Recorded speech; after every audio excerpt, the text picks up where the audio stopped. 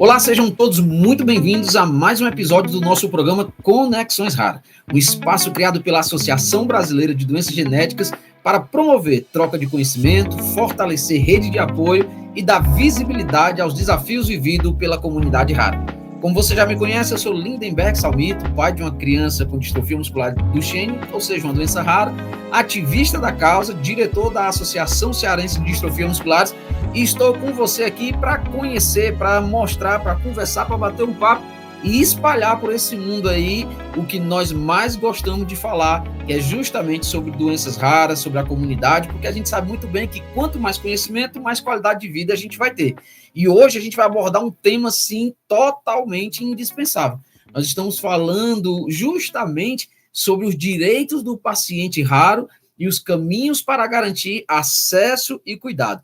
Mas também aqui, antes de começar, antes de falar algo, direcionar aqui para o nosso entrevistado, a gente quer agradecer tanto a você que está aqui nos acompanhando, eu já peço, curte aí, se inscreve no canal, compartilha, deixa teu comentário, porque quanto mais a gente compartilha, quanto mais a gente divulga, mais as plataformas entendem que o nosso produto aqui, que a nossa conversa, que o nosso episódio, que o nosso programa é relevante. Então, joga aí para todo mundo, chama o pessoal para assistir, porque eu tenho certeza que você vai aprender muito com isso. Eu também quero agradecer ao nosso apoiador social, e eu estou falando da Takeda, essa apoiadora que tem tornado esse projeto algo assim maravilhoso.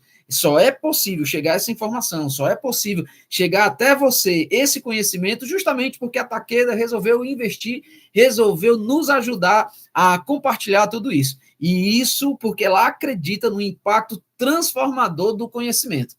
Voltando aqui para o nosso entrevistado, hoje eu vou entrevistar um cara especial, alguém que já está comprometido nessa área já há bastante tempo, e eu estou falando do Daniel Aderaldo.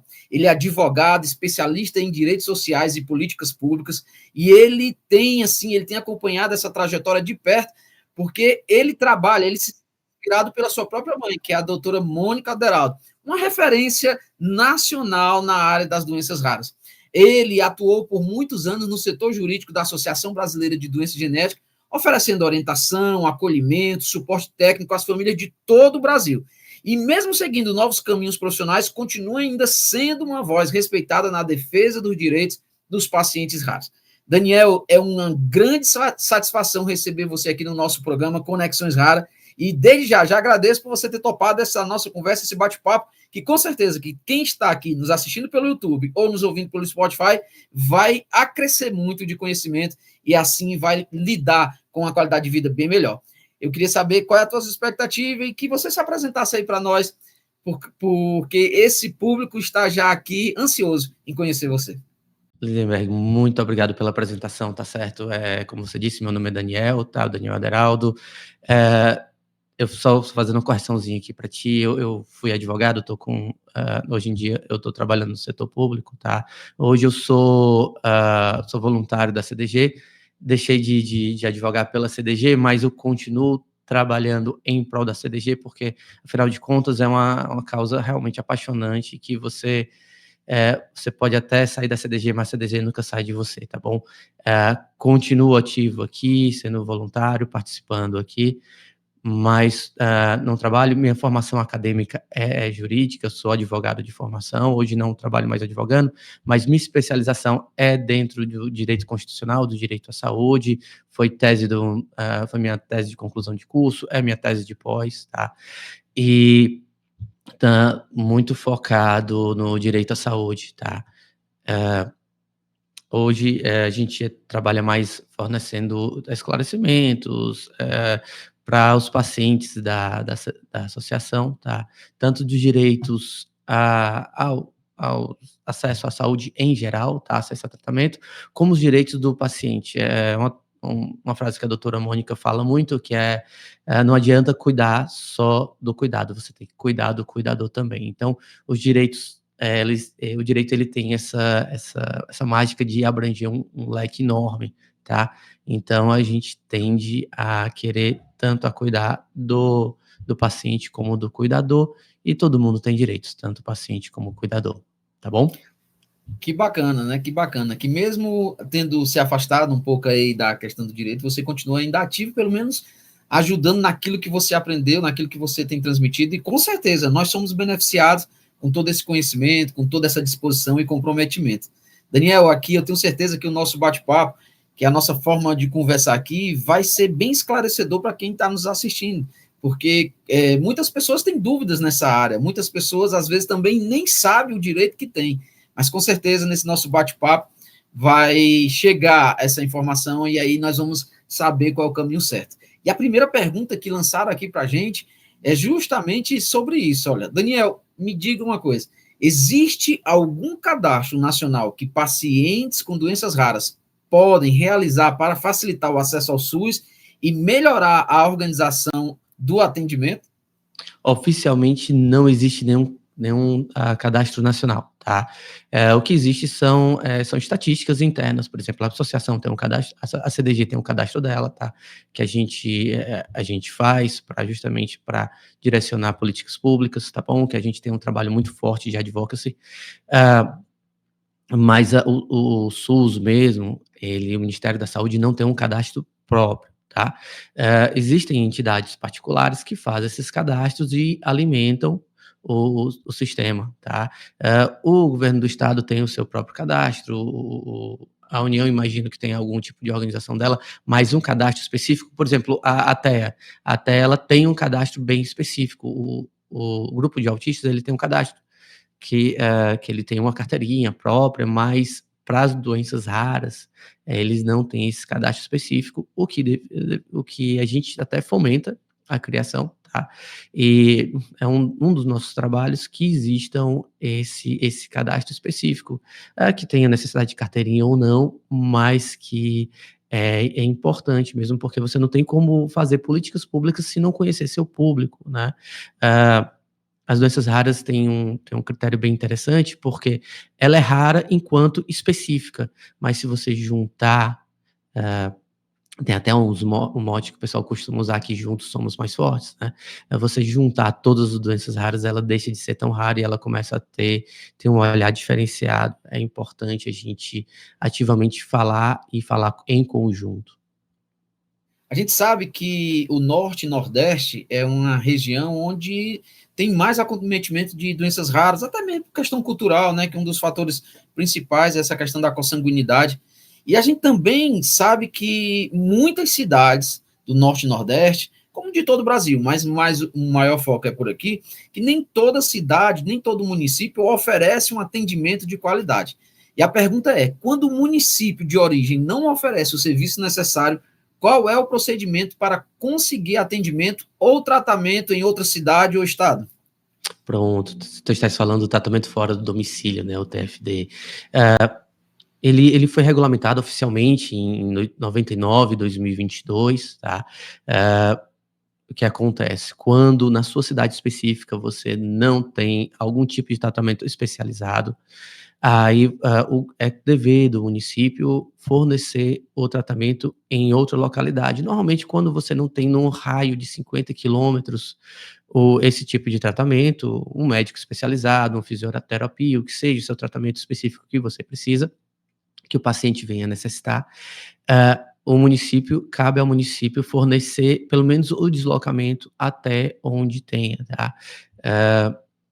Como é normalmente importante, você vai para uma unidade básica de saúde, no caso de Fortaleza seria uma UPA, mas você em todo, gestão, política pública do SUS, você tem uma unidade básica de saúde. Através dessa UBS, você tem o atendimento primário, o atendimento primário vai te direcionar para os seus atendimentos específicos. Normalmente você passa por um clínico geral, o clínico geral vai te dizer se você precisa de uma especialidade, se essa especialidade não tiver na sua cidade, cabe ao município. Normalmente tem uma parceria entre a Secretaria Municipal de Saúde e o CRAS, e eles fornecem o transporte, alimentação, estadia para o local, tá? Em casos um pouco mais graves, que você precisa de um atendimento mais de urgência, alguma cirurgia, tem até UTIs móveis, UTIs aéreas móveis, e caso o município não ofereça, cabe ao cidadão exigir o seu direito. Como é que ele pode exigir o seu direito? Procurando o Poder Judiciário. Toda relação entre particulares, ela normalmente é resolvida entre os dois. Quando ela não é resolvida, aí você precisa de uma terceira pessoa que venha a intervir nessa relação. No Estado Democrático de Direito, no Estado constitucional como é o nosso, é nomeado a figura do juiz como para intervenção direta. Então, se não tiver realmente, se o poder público não efetivar, aí através da pensão pública, ou através do do fornecimento categórico, fornecimento tradicional, cabe aos meios judiciais, você tem que procurar a justiça para procurar esse fornecimento se vocês quiserem mais para frente, a gente pode conversar sobre isso. Mas, qual é o ideal? Procura uma unidade básica de saúde, o médico vai te encaminhar para o teu tratamento específico, não tendo tratamento específico no raio de 50 quilômetros, perto da sua localidade, da sua cidade, do seu distrito, é encaminhado para onde tenha, que seja na capital, que seja em outros centros urbanos, mas cabe ao seu município fornecer, tá bom? Normalmente com a parceria junto ao CRAS, que vai, o CRAS junto ao CRAS, e ele vai te fornecer, todo esse aparato, tá bom? Que bom essa orientação, porque realmente é a dúvida de muita gente, não saber onde procurar, não como começar, né, essa questão do TFD.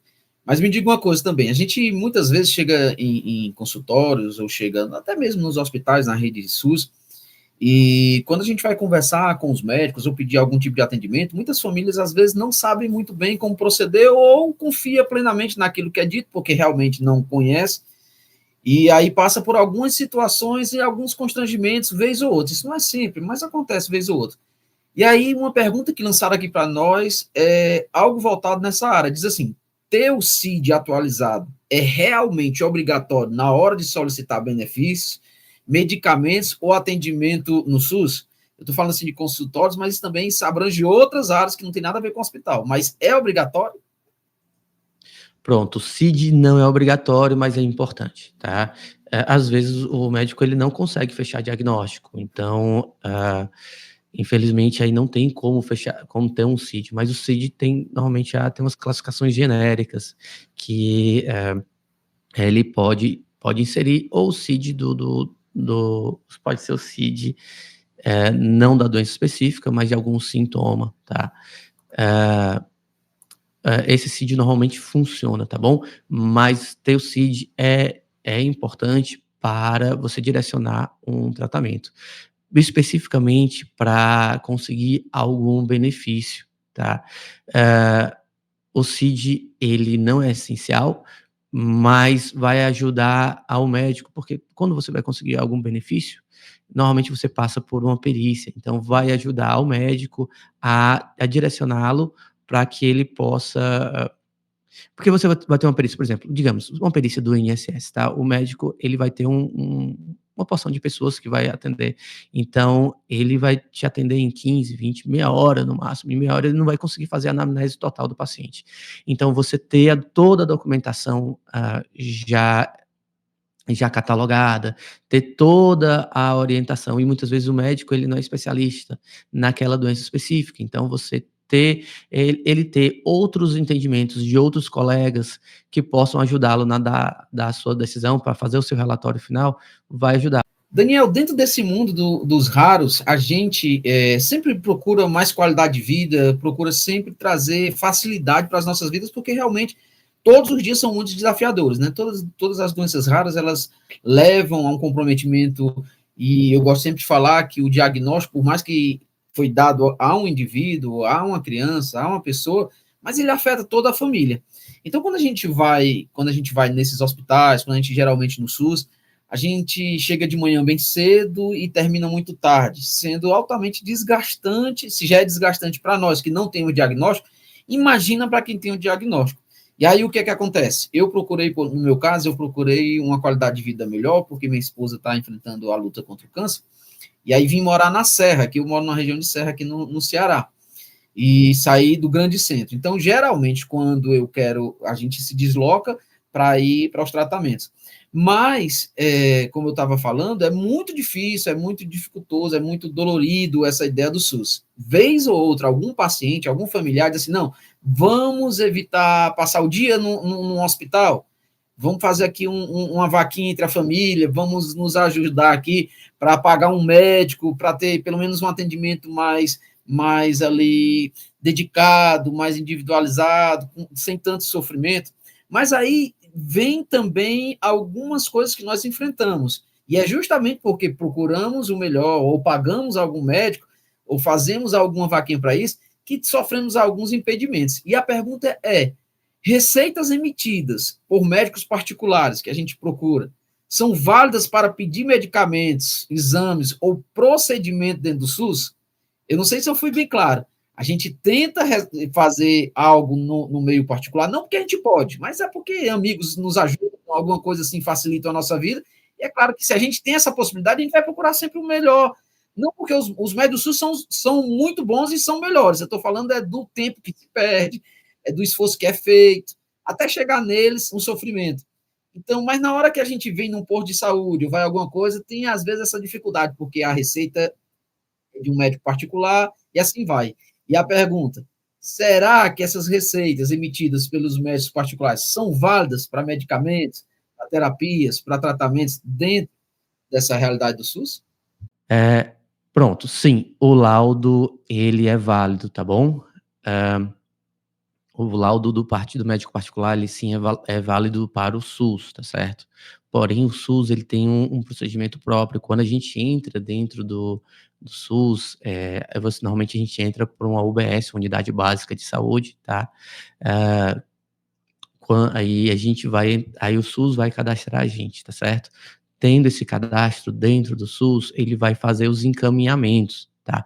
Aí que seja para um especialista, que seja para uma terapia, que seja para um fornecimento de medicação, não tem diferença, tá certo? Se a gente pode ajudar ao médico do SUS para ele nos encaminhar para o canto, para o local específico, toda ajuda é válida, tá bom? Um colega conversando com o outro, ele tem mais conhecimento e mais liberdade para que ele possa dar continuidade ao tratamento, tá certo?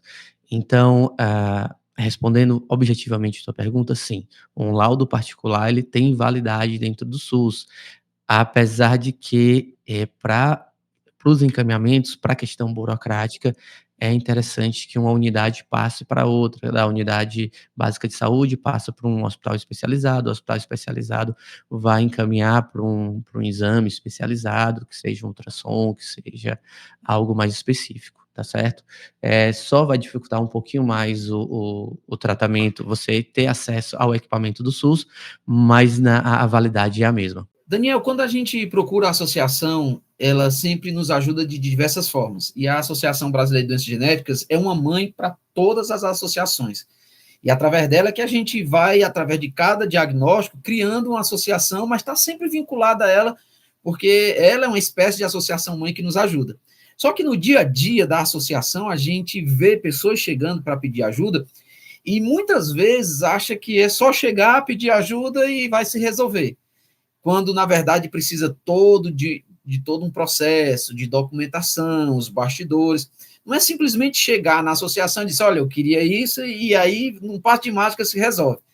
A pergunta que eu tenho para fazer para ti, na prática, como um paciente ou um cuidador pode organizar laudos, exames e documentos de forma eficiente, para não faltar nada ao solicitar algum serviço ou benefício? Pronto, primeiro obrigado pelo elogio, a CDG agradece, que bom que tem esse sentimento como nosso trabalho é esse mesmo, a gente faz para ajudar, a gente está aqui para ajudar e a gente só cresce todo mundo se todo mundo crescer junto. Ah, pronto, como a gente está aqui para ajudar, a gente está aqui para ajudar, principalmente está todo mundo aqui para ajudar o paciente, tá? Mas se o paciente não se ajudar, ninguém pode fazer nada pelo paciente, tá certo? A gente sabe das dificuldades, tá? Tanto das dificuldades de conhecimento, como das dificuldades enfrentando a burocracia do estado, tá bom?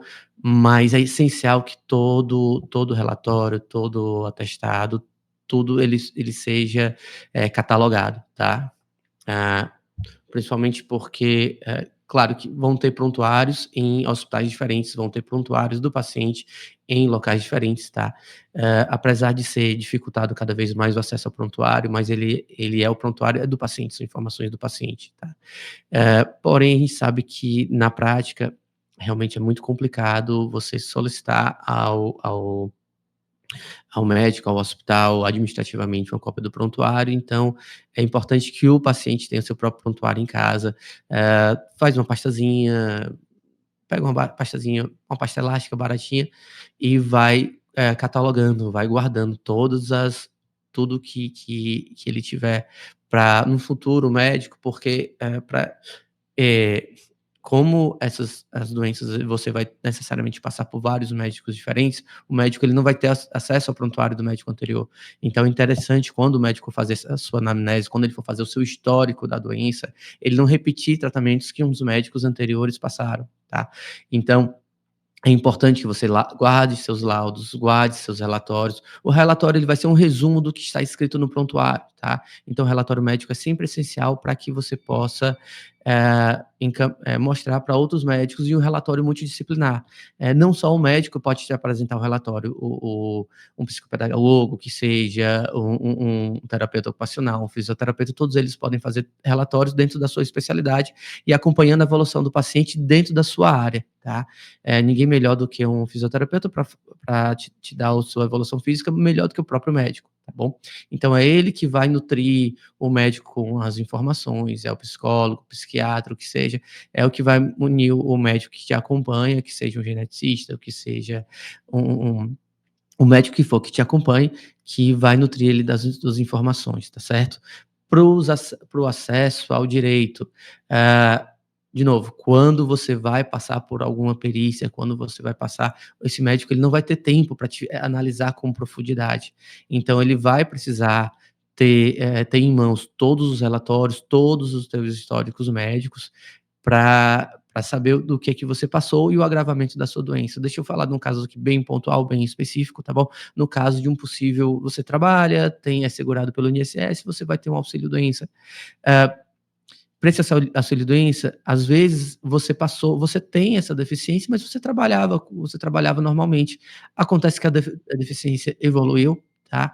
E a sua doença específica evoluiu e a sua capacidade de trabalho foi diminuída. Então isso te daria necessariamente o direito ao auxílio-doença.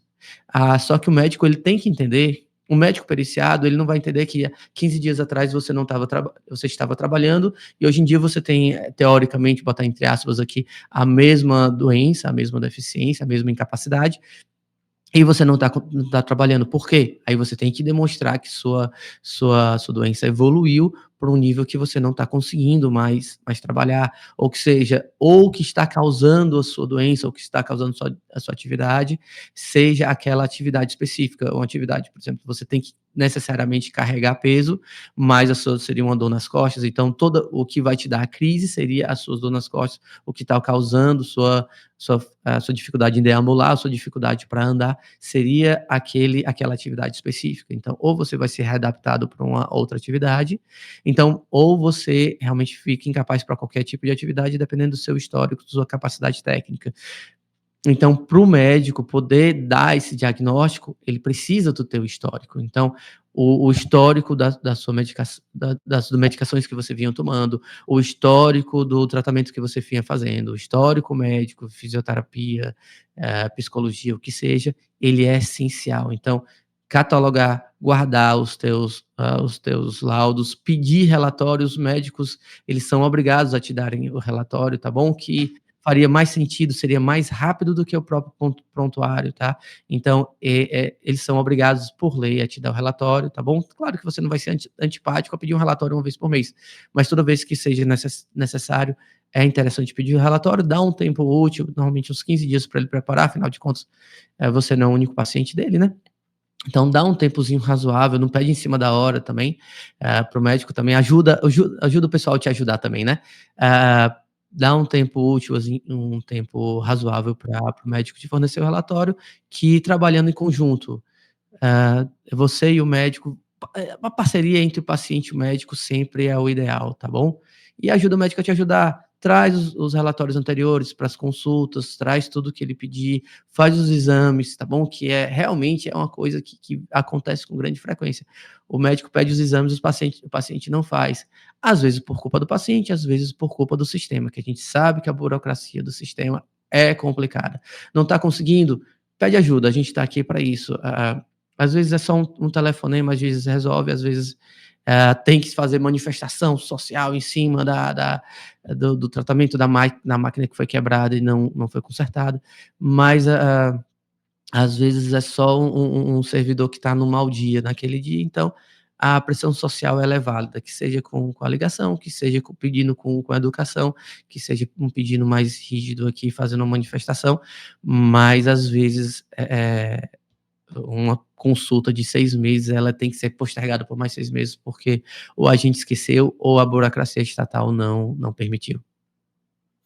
Já que a gente está falando de INSS, de benefício, aquela coisa toda, uma das dúvidas, né, por mais que seja algo bem comum, um dos maiores pedidos dentro da comunidade rara, dentro de qualquer pessoa com diagnóstico, é justamente a questão do BPC-LOAS, né? Como é que as famílias podem descobrir se têm direito ao BPC-LOAS e quais são os documentos que geralmente são exigidos nessa avaliação? Porque eu vou dar um exemplo bem claro. Meu menino não tem direito, pelo menos foi o que me passaram várias vezes, que não tem direito, né? Justamente por causa dos critérios de salário, no caso da renda per capita, aqui. Então, quem tem direito, quais são os documentos que é necessário, como é que alguém que está nos assistindo aqui ou nos ouvindo, como é que essa pessoa consegue ter esse benefício? Pronto, o BPC é o benefício de prestação continuada, tá? É um benefício garantido pela Constituição, é um benefício previsto na Constituição de 88, tá? Que ele assegura um salário mínimo a uma pessoa que não tem capacidade para se manter ou que não tem ninguém na sua família que tenha condições de manter a pessoa, tá certo?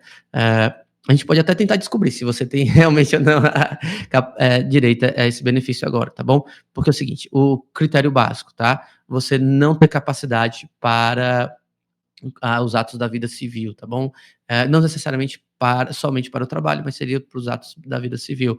A criança, o adolescente, ele tem uma limitação mais mitigada, tá certo? Já que a criança tem uma incapacidade legal para o trabalho, né? Uma criança abaixo de 16 anos você já não poderia trabalhar, salvo o menor aprendiz, aí tem os critérios legais, mas a rigor a criança não poderia trabalhar, então a incapacidade para o trabalho ela já não tem.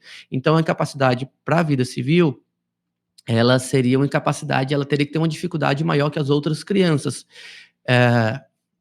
Com 16, 18 anos, o critério de avaliação para incapacidade ele muda, tá certo? Mas a rigor, uma criança, um adolescente, se ele não acompanhar da mesma forma os outros alunos dentro da sala de aula, se ele não conseguir fazer as tarefas, porque tem aquela famosa curva de aprendizagem, tem o que você esperaria de uma criança, você não esperaria de uma criança de 6 meses que ela corra, né? Então, que ela salte uma certa altura. Então, se ela não desenvolver certas habilidades com uma idade específica, que aí quem vai dizer é o médico, se ela não estiver dentro dessa curva de crescimento, dentro dessa curva de aprendizado, ela já teria uma incapacidade maior do que as outras crianças. Então, ela já, como quesito de deficiência, tá? Ela já entraria nesse quesito de deficiência, tá bom? Quando você tem mais de 18 anos, aí o nível de capacidade ele aumenta, tá? Aí você teria que ter uma capacidade para qualquer ato da vida civil. Você precisaria necessariamente estar acamado? Não, tá? Mas aí tem certas incapacidades que você não poderia fazer. Por exemplo, a pessoa pode ir na loja, mas não teria condições de fazer uma compra desacompanhada, você não tem condições de fazer uma decisão que não seja assistida, aí aí sim seria uma incapacidade. Ela não poderia entrar no mercado de trabalho dessa forma. Se você não pode exercer os atos normais da vida civil, que você esperaria de um ser humano médio, tá? Você não poderia exercer uma atividade laboral, então você não poderia. Você teria direito a teoricamente teria direito a esse benefício, tá bom? De novo, quem vai dizer isso aí na prática é o médico, tá? o médico dizendo que você tem incapacidade, você vai se qualificar, tá certo? Depois do critério incapacidade, do critério deficiência, você teria que ter o critério renda. Em regra, você atingiria esse critério renda se sua família não tivesse uma renda per capita de 1/4 do salário mínimo, que é o artigo 20 da lei da LOAS, da Lei Orgânica da Assistência Social, ela prevê esse critério, tá certo? Porém, esse critério de renda, ele é mitigado, tá? O que seria essa mitigação? Ele pode ser alterado de acordo com o caso concreto. Existem outros benefícios sociais, como o Bolsa Família, que eles exigem um critério maior. No caso, tem alguns critérios eu vou botar aqui no Ceará, por exemplo, alguns critérios para você receber o auxílio baixa renda de conta de energia, também basta ser, um critério de meio salário mínimo. Então a justiça, ela vem mitigando esse, 1/4 do salário mínimo, quando você prova uma necessidade maior, e essa necessidade, ela pode aumentar até meio salário mínimo, tá certo? Às vezes até mais, tá, de meio salário mínimo, dependendo da necessidade e da capacidade da pessoa.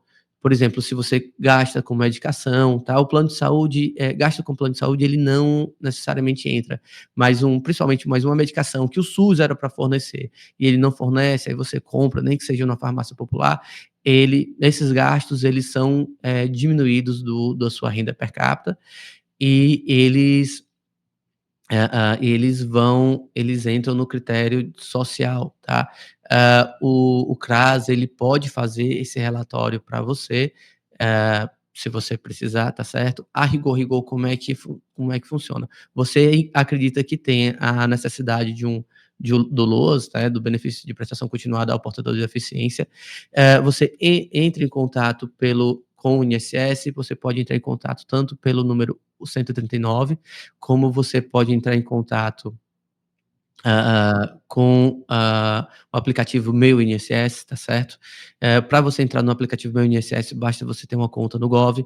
Você tendo uma conta no Gov, a mesma senha do Gov e a mesma senha do Meu INSS, preenche a documentação que eles vão pedir, que é o requerimento básico,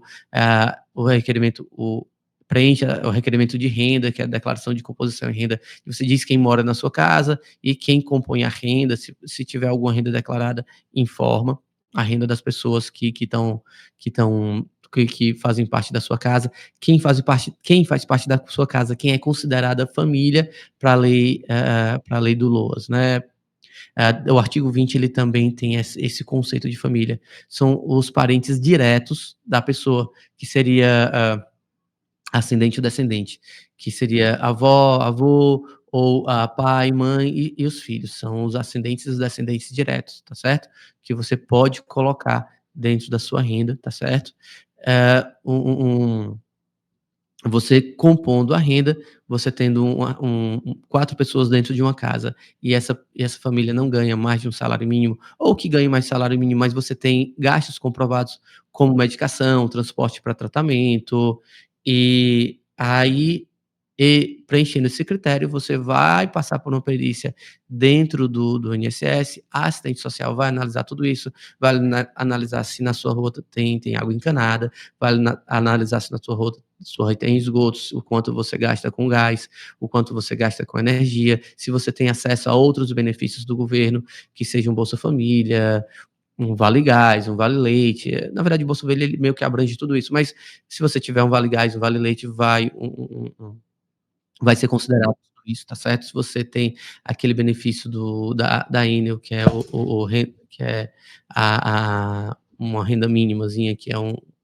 esqueci o nome agora, me fugiu da memória, do benefício da renda, pá, não vem ao caso, mas de qualquer forma, se você tiver o benefício da Enel, também contribui, tá certo? Passe livre também ajuda, tá certo? O que você puder juntar de documentos que comprovem sua renda ou sua ausência dela, ajuda a assistente social a te dar um laudo favorável. Aquela documentação que você juntou naquele portfólio anterior, vai ajudar o médico a também te dar um laudo, te caracterizar como incapacidade, tá certo?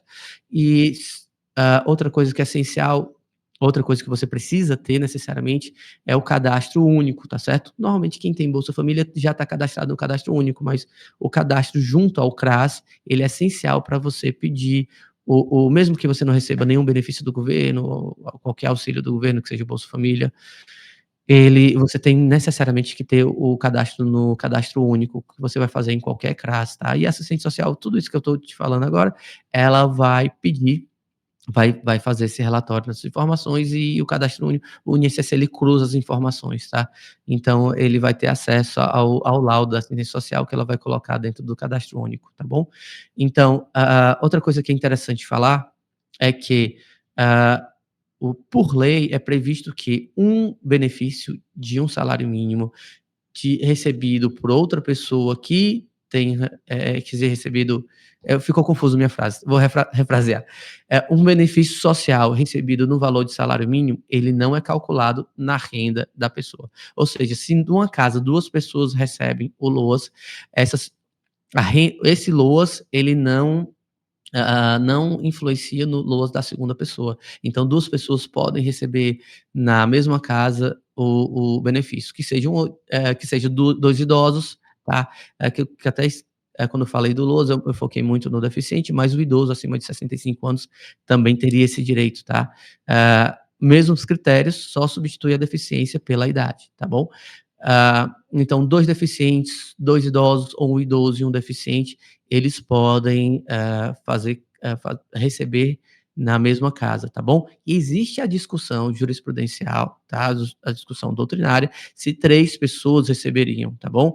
Porque na lei ele prevê, a frase é no singular, tá? Se você tiver uma visão mais positivista, você tiver uma leitura bem literal da lei, aí não, aí você só teria uma pessoa, tá certo?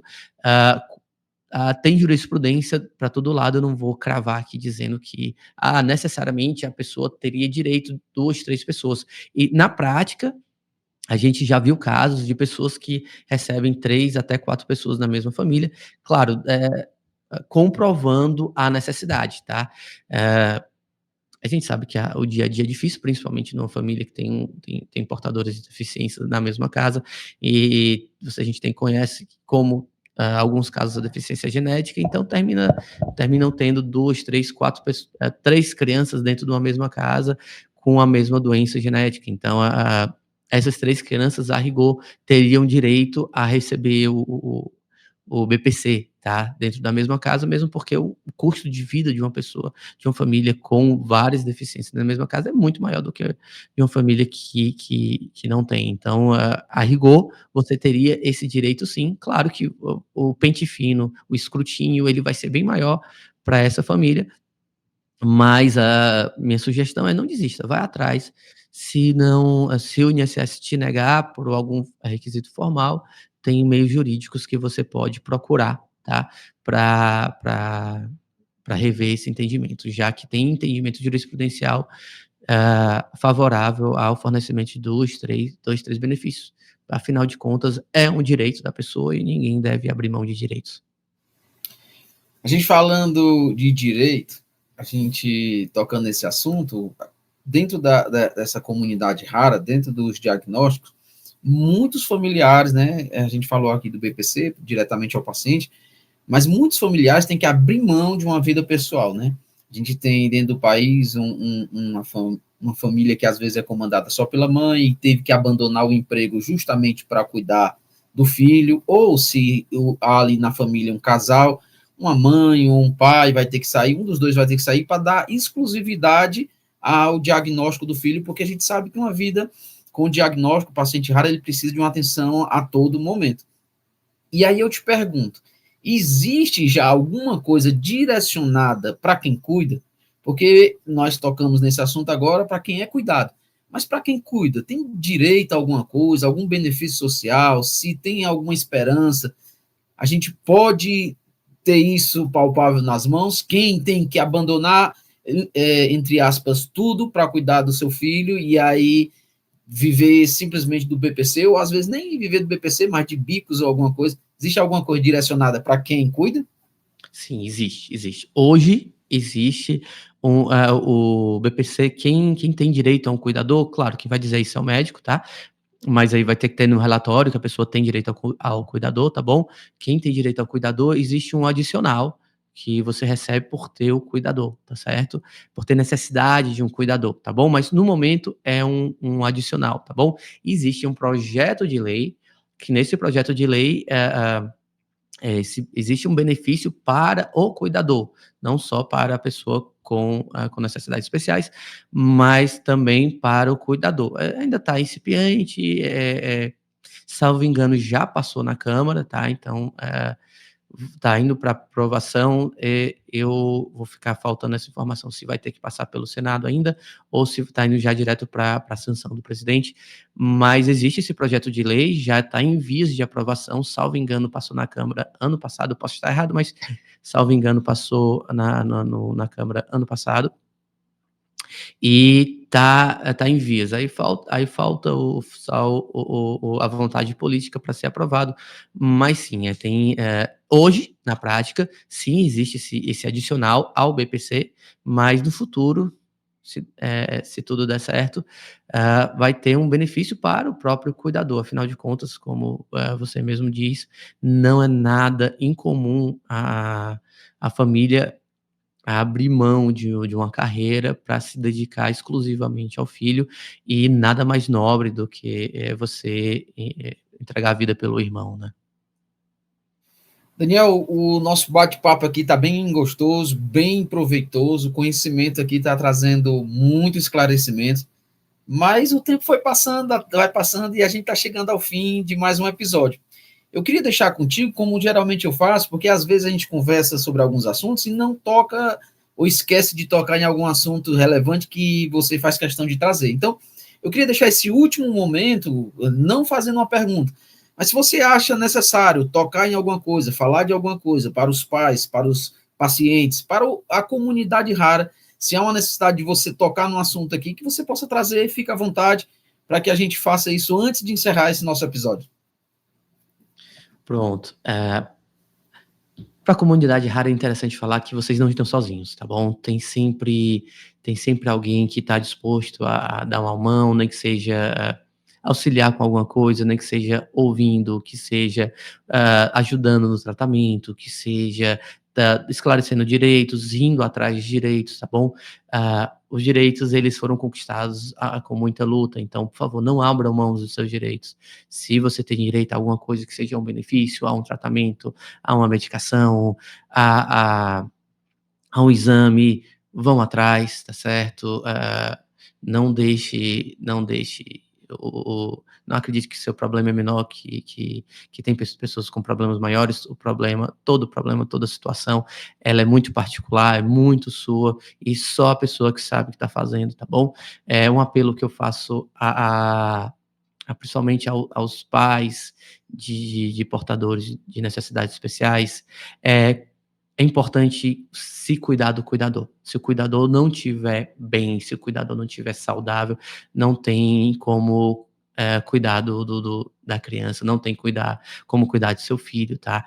A máscara a gente coloca primeiro no adulto, depois a gente coloca na criança. Se você não tiver oxigenado, você não tem como cuidar. Eu sei que a tendência é sacrificar ao máximo tudo pelo seu filho, mas você tem que lembrar um pouquinho de você também.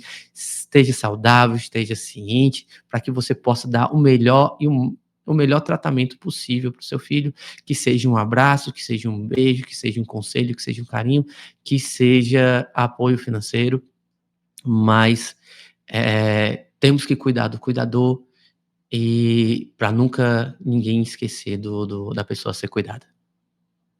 Daniel, eu quero agradecer imensamente a você por compartilhar informações tão claras e essenciais para as famílias, né? As famílias, a comunidade rara, esse pessoal que todo dia tem passado por desafios, mas eu tenho plena certeza que as suas informações, a sua orientação, de uma forma bem apaixonada, de uma forma bem comprometida, vai trazer para a gente vários esclarecimentos e, com certeza, vai nos ajudar a facilitar a nossa própria vida. Pode ter certeza que suas orientações mostram conhecimento, que o conhecimento pode facilitar caminhos, pode diminuir inseguranças e, o melhor de tudo, através do que você transmitiu, a gente tem certeza que temos direitos e podemos viver de uma forma melhor. Então, fica o nosso agradecimento, a comunidade rara te agradece por você transmitir de uma forma simples, de uma forma prática, mas mesmo com toda a simplicidade, mas de uma forma bem completa.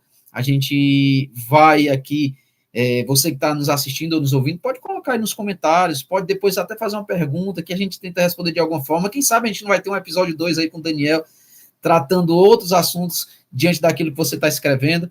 Então, muito obrigado, Daniel, por participar e por disponibilizar o seu tempo, aquilo que você investiu na sua carreira, o que você está vivendo hoje. Obrigado por disponibilizar para nós esse momento.